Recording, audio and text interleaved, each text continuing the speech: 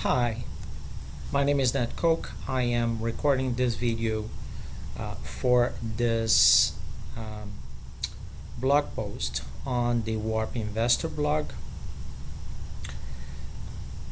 So, in the blog post is about how one can use long treasuries as no expiration puts on the S&P 500.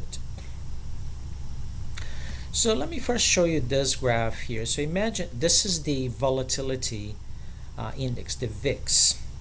So imagine if you could buy the VIX at a point like this here for a value of, say, $10 a share of the VIX if you could, and just wait until it went up a lot and then sold at the top here. That would be the perfect investment. But this is not possible. You can buy puts on the S&P 500. Those would probably go up in value when the VIX were to go up in value as well.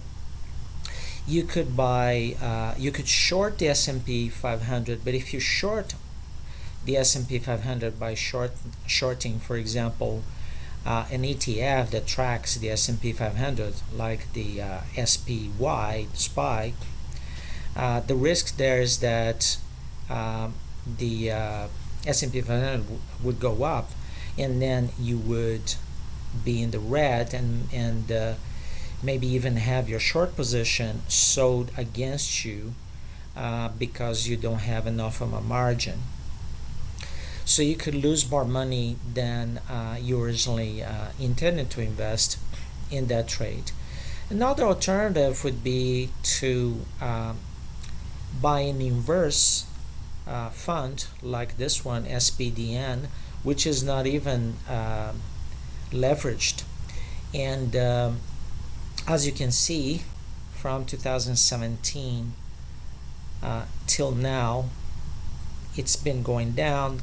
And the reason for that is that this, like many funds and notes that rely on options, it suffers from time decay. So it goes down as time passes. It goes up during certain periods of time, like this one. So for example, if you invested here in January 2020, and then you would have a significant gain in March 2020 because of the increase in value, but it's not that much of a gain actually. So they are very risky. This is a very risky type of investment, as are options in general. The vast majority of options, puts and calls, expire worthless. In fact, one of the main reasons why options were developed was to serve as a form of insurance. So you can buy puts on individual stocks or the entire S&P 500 as a form of insurance, and you pay for that insurance. And typically what will happen is that you're going to take that insurance and you're going to just have that as a cost. Your options will expire worthless until a major downturn in the S&P 500 happens, and then those put options will pay off, that insurance will pay off. But there is no magic. It's not a good way of making outsized returns and have positive alpha. Now another way would be buying long treasuries through a fund like the VGLT. The most widely used fund for this is actually the TLT, but the TLT has an expense ratio that is significantly higher than the VGLT, and they have similar performance, so they pay similar yields. So the VGLT, as you can see, the expense ratio is only 0.03%, the yield, that's this yield is probably past year yield, is 4.14% for the TLT, a little bit lower yield because of the higher expense ratio. So my recommendation would be the VGLT.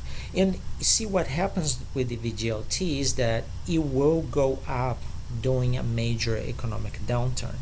So it works a little bit like a no expiration put on the S&P 500, because it will go up significantly when the S&P 500 goes down, in part because both things will happen when there is an economic downturn, and the response of the central bank in cases like this is to lower the Fed funds rate, which tends to also lead to a decrease in the yield paid by long treasuries. And when the yield goes down, the price of the invested amount, the price of the index, the share price goes up. So in fact, I have here on the post a little table that shows that when the Fed funds rate went down during this period here from May 19 to April 2020, when it went down from 2.39% to 0.05%, practically zero, the VGLT went from 76 to 100. So that's a 31% gain. Now, as I speak, as of this video's creation, we have a Fed funds rate that is more in the neighborhood of 4 point something percent, which means that the potential gain if we have an economic downturn in the near future would be maybe double this number here, so 60%. So that would be quite a significant gain. But of course, long treasuries could go up if the Fed funds rate goes up, because and this will happen if inflation goes up a lot. But if you're invested in the VGLT, you can wait. You can wait and still get paid a yield. You can wait a long time, and then when you have that reaches a point where it's higher than what it is now, you can then sell, and in the meantime you collect a yield. So if Fed funds rates go up, yeah, the value that you have invested will go down, but you can wait. There is no expiration on the shares of the VGLT, like there is an expiration always when one buys options. So I hope you enjoyed this. This is what I had for today. Thank you very much for watching.